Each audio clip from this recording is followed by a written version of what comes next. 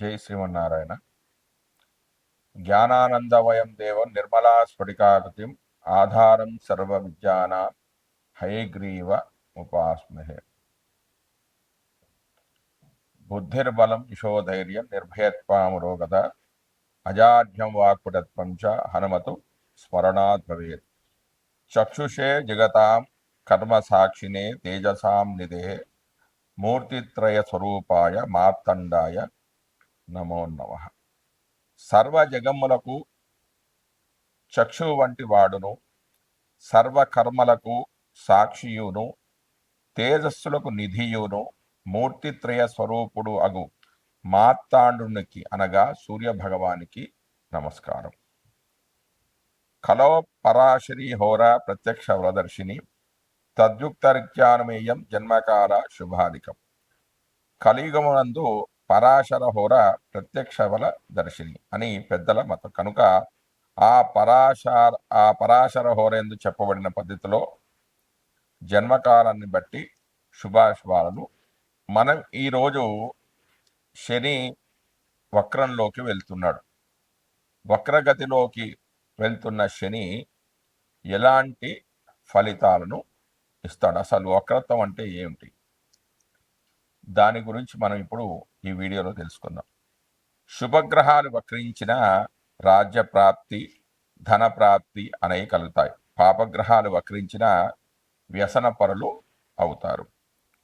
బలవంతుడై వక్రించిన శుభగ్రహాలు అత్యంత శుభ ఫలితాన్ని ఇస్తారు. పాపగ్రహాలు దుఃఖాన్ని కలుగజేస్తారు.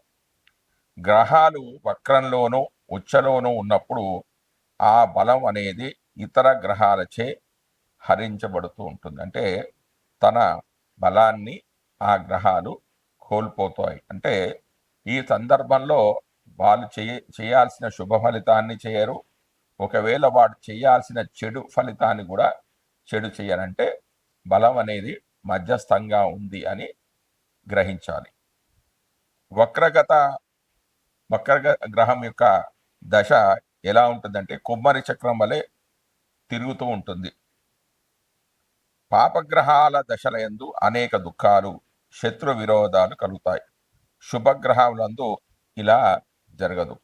క్రూర గ్రహాలకు అంటే పాపగ్రహాలకు వక్రగతి చాలా యోగదాయకమైనది. అసలు వక్రగ్రహాలు ఎలాంటి ఫలితాన్ని ఇస్తున్నాయో తెలియజేస్తున్నా. అసలు వక్రం అంటే ఏమిటి, ఇది ఎలా ఏర్పడుతుంది, గోచారంపై వక్ర ఫలితాలు ఎలా ఉంటాయి అనేది మనం తెలుసుకునే ప్రయత్నం చేద్దాం. వాస్తవానికి సౌర కుటుంబంలో ఏ గ్రహము వెనక్కి తిరగడం అనేది జరగదు. తమ కక్షలలో సంచరిస్తున్నప్పుడు వాటి గతులలో తేడా వల్ల ఒక శీఘ్ర గ్రహము ముందుకు వెళ్తున్నట్లు, దానికంటే కొంత మందంగా నడిచే గ్రహం వెనక్కు వెళ్తున్నట్టుగా మనకు కనిపిస్తూ ఉంటుంది. దీనిని వక్రము అంటారు. ఇది చూసేవారి దృష్టికోణంపై ఆధారపడి ఉంటుంది. భూమి నుండి చూసే మనకు ఇవి ముందుకు వెనకకు నడుస్తున్నట్టుగా కనిపిస్తాయి. దీనినే వక్రము అంటారు. ఈ వక్రగ్రహాల ప్రభావం భూమిపై పడుతున్నట్లు జ్యోతిష్ శాస్త్రవేత్తలు తెలుసుకున్నారు. సూర్యునికి నియమిత దూరంలో ఉన్నప్పుడు ఈ వక్రాలు అనేవి ఏర్పడుతున్నాయి. ఖచ్చితంగా చెప్పాలంటే వక్రం అనేది దృష్టికి సంబంధించినది, ఒక భ్రమ. అయితే ఈ గ్రహాలు ఎన్ని రోజులు వక్రిస్తాయి అనే దాని గురించి మనం తెలుసుకుందాం. కుజుడు 80 రోజులు వక్రిస్తాడు, బుధుడు 24 రోజులు, గురుడు 240 రోజులు, శుక్రుడు 42 రోజులు, శని 140 రోజులు, ఇంద్రుడు 115 రోజులు, వరుణుడు 157 రోజులు వక్రగతి కాలం. అంటే ఎక్కువగా అదే మ్యాక్సిమం అన్ని రోజులు ఉంటాడు. అంటే అంతకంటే తక్కువ కూడా ఉండొచ్చు. ఇక స్థిరంగా ఉండే కాలం కుజుడు 3 రోజులు, బుధుడు అంటే దీన్ని స్థిరంగా ఉండడం అంటే స్తంభన, అంటే కదలకుండా ఉండడం. కుజుడైతే 3 రోజులు, బుధుడు 1 రోజు, గురుడు 5 రోజులు, శుక్రుడు 2 రోజులు, శని 5 రోజులు, ఇంద్రుడు 6 రోజులు, వరుణుడు 6 రోజులు. వక్రం ప్రారంభంలో కుజుడు అంటే రవి నుంచి దూరం ఎంత? 228 డిగ్రీలు. అయితే ఒకవేళ అదే బుధుడు రవి నుంచి 14 నుంచి 20 డిగ్రీల దూరంలో ఉంటాడు. అంటే వక్రం ప్రారంభమైనప్పటి నుంచి. తర్వాత గురుడు 245 డిగ్రీల దూరంలో ఉంటాడు. శుక్రుడైతే 29 డిగ్రీలు, శని 251 డిగ్రీ, ఇంద్రుడు 251 డిగ్రీ, తర్వాత వరుణుడు 259 డిగ్రీలు. ఇక వక్రగ్రహం అయిపోయింది. రుజు మార్గంలో అంటే సవ్యంగా వెళ్ళే గ్రహము ఎన్ని డిగ్రీలో ఉంటుందంటే కుజుడు అంటే ఇదంతా కూడా రవి నుంచి దూరంగా భావించాలి. కుజుడైతే 132 డిగ్రీలు, బుధుడైతే 17 నుంచి 20 డిగ్రీలు, గురుడు 115 డిగ్రీలు, శుక్రుడైతే 29 డిగ్రీలు, శని 109 డిగ్రీలు, ఇంద్రుడు 109 డిగ్రీలు, వరుణుడు 111 డిగ్రీలు. ఇది గ్రహాల యొక్క వక్రగతి, స్తంభన, రుజుగతి. అయితే వక్రగ్రహాలు ఇచ్చే ఫలితాలు ఎలా ఉంటాయి? జాతక ఫలితాలు విచారణ చేసేటప్పుడు భావచక్రం అనుసరించి ఫలితాలు చెప్పాలి. అంటే ఆ గ్రహం భావ మధ్యమంలో ఉందా, మధ్యలో ఉందా, భావం యొక్క అంత్యంలో ఉందా అనే విషయంపై ఆధారపడి ఉంటుంది. గోచార ఫలితాలు పరిశీలించేటప్పుడు భావంపై ఆధారపడి నిర్ణయించాలి. దీనిని నిర్ణయించేటప్పుడు గమనించవలసిన విషయాలు ఏంటంటే, ఉదాహరణకు జాతకంలో సప్తమంలో బుధుడు 8 రాసుల 23 డిగ్రీల 30 నిమిషాలు ఉన్నాడు అనుకుంటే, రాశిలో చూడడానికి సప్తమంలో ఉన్నట్టుగా కనిపించిన సప్తమ భావ అంత్యం అంటే 8 డిగ్రీల 19 8 రాసుల 19 డిగ్రీల 16 కావడంతో అసలు సప్తమ భావంలోనే లేడు. భావచక్రంలో బుధుడు అస్తమంలో 4 డిగ్రీల 14 నిమిషాల ముందుకు నడిచి వక్రంలోనికి వెళ్ళడంతో బుధుని యొక్క దృష్టి అనేది సప్తమంపై ఉంటుంది. అయితే బుధుని యొక్క దృష్టి 8 డిగ్రీలు మాత్రమే ఉండడం భావ అంత్యంపైనే పడుతుంది. అంటే బుధుడు అష్టమానికి సప్తమానికి సంబంధించి ఫలితాలు ఇవ్వడంలో బలహీనుడని తెలుస్తుంది. ఆ వివరాలు చూడకుండా సప్తంలో ఉన్నాడని చెబితే ఫలితాలు అనేవి అసలు సరిపోవు. భావ మధ్యమం దాటిన గ్రహానికి వక్రగతి ప్రారంభమైతే ఆ గ్రహ దృష్టి భావ మధ్యమం పైన పడుతుంది. దీని ఫలితాలు ఆ గ్రహ స్వభావం అనుసరించి బలంగా ఉంటాయి. భావారోహ గ్రహం వక్రగతిలో ఉంటే ఆ గ్రహ దృష్టి వెనక్కి ప్రసరించి భావ ప్రారంభంపై పడతాయి. ఇక్కడ బలమైన ఫలితాలు చెప్పలేము. ఈ విషయాలు గణితంతో మాత్రమే తెలుసుకోగలం. వక్రగ్రహాలు ఇచ్చే ఫలితాలపై సమగ్ర సమాచారం అనేది లేదు. ఉన్న వివరాలను అనుసరించి ఫలితాలను పరిశీలిస్తే రవిచంద్రులకు వక్రత్వం అనేది ఉండదు. ఎప్పుడు కూడా సవ్యంగానే ముందుకే వెళ్తుంటారు. రాహుకేతువులు ఎప్పుడూ కూడా వక్రంలోనే సంచరిస్తూ ఉంటాయి. మిగిలిన కుజాది పంచగ్రహాలకు అంటే తారాగ్రహాలకు మాత్రం ఈ యొక్క వక్రత్వం అనేది ఉంటుంది. అంటే మిగతా గ్రహాలంటే కుజుడు, బుధుడు, గురుడు, శుక్రుడు, శని, ఈ 5 గ్రహాలకు మాత్రమే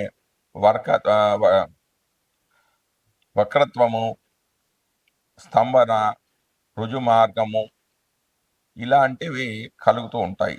వివిధ గ్రహాలు అంటే కుజుడు, బుధుడు, గురువు, శుక్రుడు, శని వీటికి మాత్రమే మనం వక్రగతి ఉంటుందని తెలుసుకున్నాం కదా.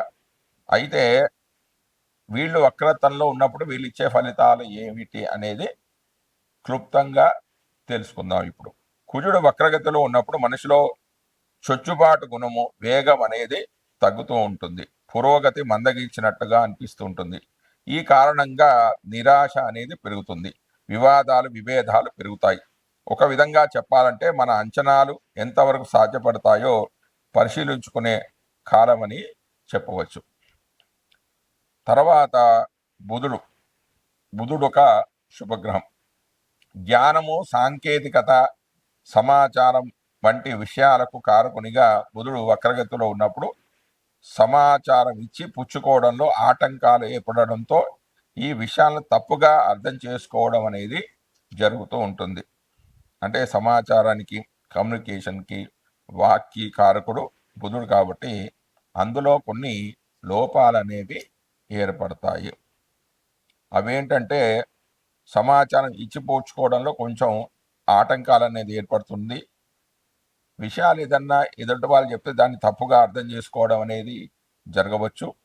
ఇది ఆలస్యానికి కారణం అవుతుంది. సాంకేతికతకు ఇదే పరిస్థితి ఏర్పడినా ఈ సవాళ్ళను ఎదుర్కొని సరైన పరిష్కారం కనుక్కునే అవకాశం అనేది కలుగుతుంది. అంటే ఈ విషయంలో కొంచెం ఆలోచించుకొని సరైన నిర్ణయాలు తీసుకునే అవకాశం ఉంటుంది ఎప్పుడు బుధుడు వక్రగతిలో ఉన్నప్పుడు. తర్వాత గురుడు జ్ఞానము, అభివృద్ధి వంటి విషయాలకు కారకునిగా సంవత్సరానికి ఒకసారి వక్రగతిలో అంటే సుమారుగా 4 నెలలు ఉంటాడు. ఏదైనా విషయం పైన మన అవగాహనను పునరావలోకనం చేసుకునే విధంగా అంటే మళ్ళీ మళ్ళీ ఆలోచించుకునే విధంగా చేస్తాడు. మన నమ్మకాలను, విలువలను పునఃపరిశీలన చేసుకునేలా చేస్తుంది.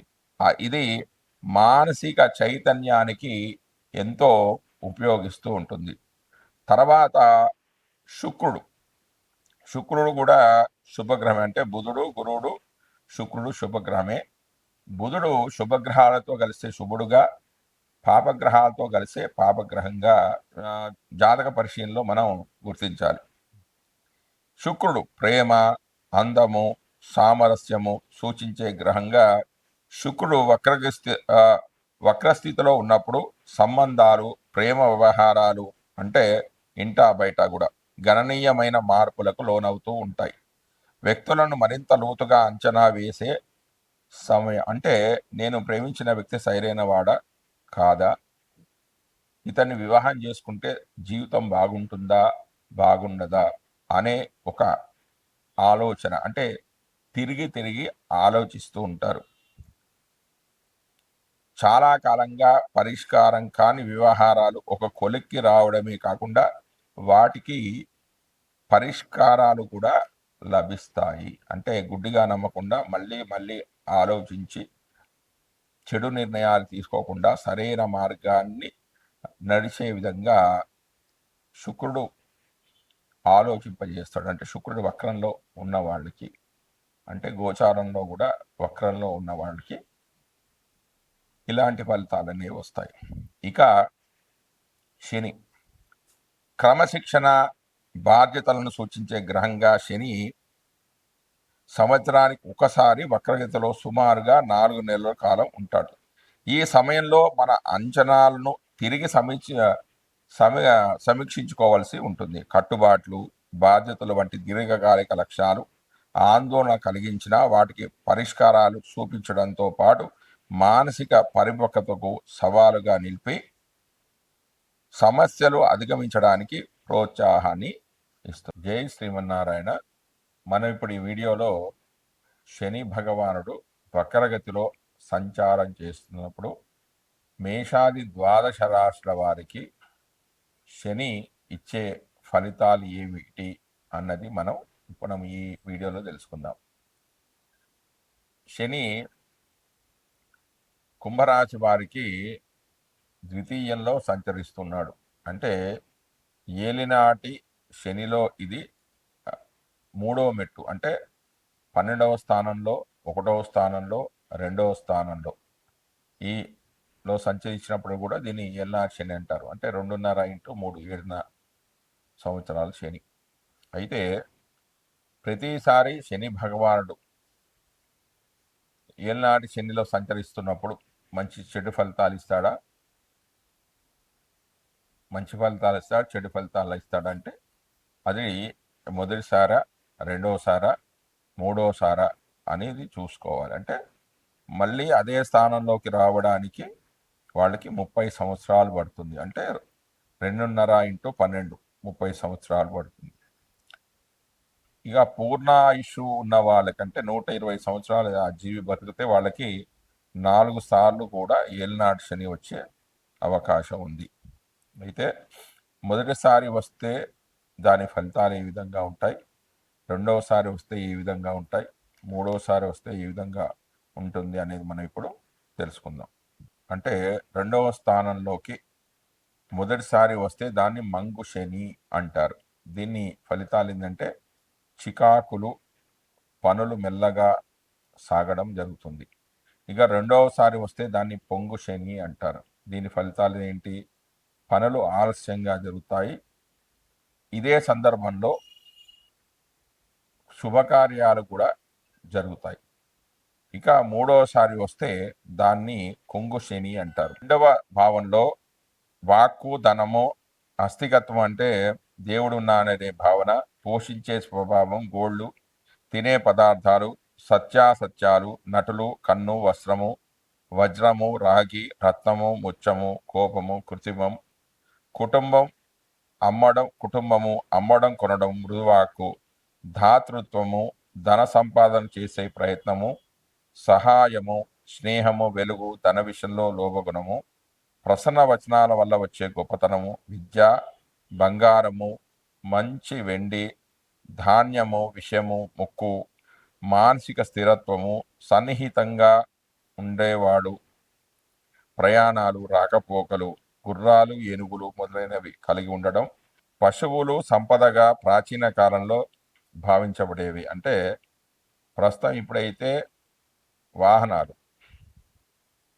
ప్రస్తుత కాలంలో అయితే సంబంధించి గేదెలు, ఆవులు, మేకలు మొదలైనవి, ఇవి పశు సంపద. జీవితంలో సంపద అనే అంశాలు ద్వితీయ భావానికి సంబంధించి ఉంటాయి. అంటే సవ్యంగా ఉన్న శని భగవానుడు వీటికి సంబంధించిన విషయాల్లో కొంచెం ఇబ్బందులు కలుగజేస్తుంటారు. అంటే వాగ్దోషాలు అనేవి ఏర్పడుతుంటాయి, కుటుంబంలో గొడవలు అనేవి ఏర్పడతాయి. ధనం అంటే అవసరానికి మించిన ధనము చేతిలో ఉండకపోవడం, కుటుంబంలో ఇబ్బందులు ఏర్పడము, కంటికి సంబంధించిన ఇబ్బందులు కలగడము, వ్యాపారం సరిగా నడగపోవడం, వ్యాపారంలో నష్టాలు జరగడము వంటివి జరుగుతూ ఉంటాయి. అయితే రెండవ భావంలో వక్రగతిలో శని సంచారం వల్ల ఇందులో కొన్ని మరీ అంతగా ఇబ్బందులు జరగవు. అంటే కొంత నష్టం అనేది తగ్గుతూ ఉంటాయి. ఇలా ఉన్నప్పుడు వారు ఆర్థిక సంబంధమైన విషయాలపై ప్రభావం అనేది చూపిస్తుంది కాబట్టి వాటిపై కొంచెం ఆలోచిస్తూ ఉంటారు. అంటే నష్టాలు జరగకుండా చూసుకుంటారు. ఆదాయంపై, ఆస్తులపై దృక్పథం అనేది ఉంటుంది. అంటే వాటి మీద ఆదాయం పెంచుకోవడానికి ఏం చేయాలి, ఆస్తులు పెంచుకోవడానికి ఏం చేయాలి, కుటుంబ సభ్యులతో ఏ విధంగా మాట్లాడితే, ఏ విధంగా వ్యవహరిస్తే గొడవలు జరగకుండా ఉంటాయి మరి అనేది ఆలోచిస్తూ ఉంటారు. ఇతరులతో కూడా తమ యొక్క అభిప్రాయాలు పంచుకుంటూ ఉంటారు. దాని ద్వారా వాగ్దోషాలు ఏర్పడకుండా, ధనం ఖర్చు కాకుండా, కుటుంబంలో కలతలు ఏర్పడకుండా ఉండడానికి అవకాశం ఉంటుంది. ఇతరులతో మాట్లాడేటప్పుడు కూడా కొంచెం మృదువుగా మాట్లాడడం ద్వారా ఇతరుల యొక్క సహకారాన్ని పొందే అవకాశం కూడా ఉంటుంది. తద్వారా మానసిక స్థిరత్వం పెరుగుతుంది. తమ పైన తమకు ఆత్మవిశ్వాసం అనేది పెరుగుతుంది. కొన్ని పనులు జరిగే అవకాశం ఉంది. అంటే వక్రగతిలో ఉన్నప్పుడు, పాపగ్రహమైన శని వక్రగతంలో ఉన్నప్పుడు అంత శుభ ఫలితాలు ఇవ్వకపోయినా కొంత నష్టం అనేది జరగకుండా చూడడం అనేది జరుగుతుంది. జై శ్రీమన్నారాయణ. శని దోషహారిగా ఉన్నప్పుడు వాళ్ళ ఉద్యోగంలోనూ వ్యాపారంలో కూడా అనేక ఇబ్బందులు ఉన్నప్పుడు, శని వల్ల ఇబ్బందులు ఎదుర్కొన్నప్పుడు చేసుకోవాల్సిన పరిహార మార్గాలు ఏంటంటే, శని దోష పరిహారానికై ఆంజనేయ స్వామి ఆలయాన్ని సందర్శించండి, లేకపోతే శివాలయానికి సందర్శించండి. ఏకాదశి సోమవారం, ఏకాదశి కానీ సోమవారం కానీ, ఆరుద్ర నక్షత్రం రోజు కానీ, మాస శివరాత్రి రోజు కానీ రుద్రాభిషేకాన్ని చేసుకుంటూ ఉండండి. వీలైతే ప్రతి సోమవారం కూడా రుద్రాభిషేకం అనేది చేసుకుంటూ ఉండండి. నిత్యం హనుమాన్ చాలీసా పారాయణం అనేది చేసుకుంటూ ఉండండి. ఆవాలు కానీ నువ్వులు కానీ దానం చెయ్యండి. నువ్వులను హోమంలో వాడవచ్చు లేదా దానంగా ఇవ్వవచ్చు. ఈ మంత్రాన్ని నిత్యం పఠిస్తూ ఉండండి. ముఖ్యంగా శనివారం రోజున శని హోరా సమయంలో అంటే శనివారం ఉదయం 6 గంటల నుంచి 7 గంటల మధ్యలో ఈ యొక్క మంత్రాన్ని చదువుకోండి. అదేమిటి? నీలాంజన సమాభాసం రవిపుత్రమిమాగ్రజం ఛాయామార్తాండ సంభూతం తం నమామి శనేశ్వరం అనే ఒక ఈ మంత్రాన్ని కానీ ఓం ప్రాం ప్రీం హ్రౌం సహ శనేశ్వరాయ నమః అనే మూల మంత్రాన్ని కానీ గురువుల చేత ఒక్కసారి ఈ మంత్రాన్ని చెవిలో చెప్పించుకొని శనివారం రోజున శనిహోరా సమయంలో చెప్పాను కదా 6 నుంచి 7 మధ్యలో ఒక 108 సార్లు అంటే ఒక జపమాలలో 108 ఉంటాయి. అవి 108 సార్లు చదువుకున్నట్టయితే శని యొక్క దోషాలు అనేవి తొలగిపోతాయి. జై శ్రీమన్నారాయణ.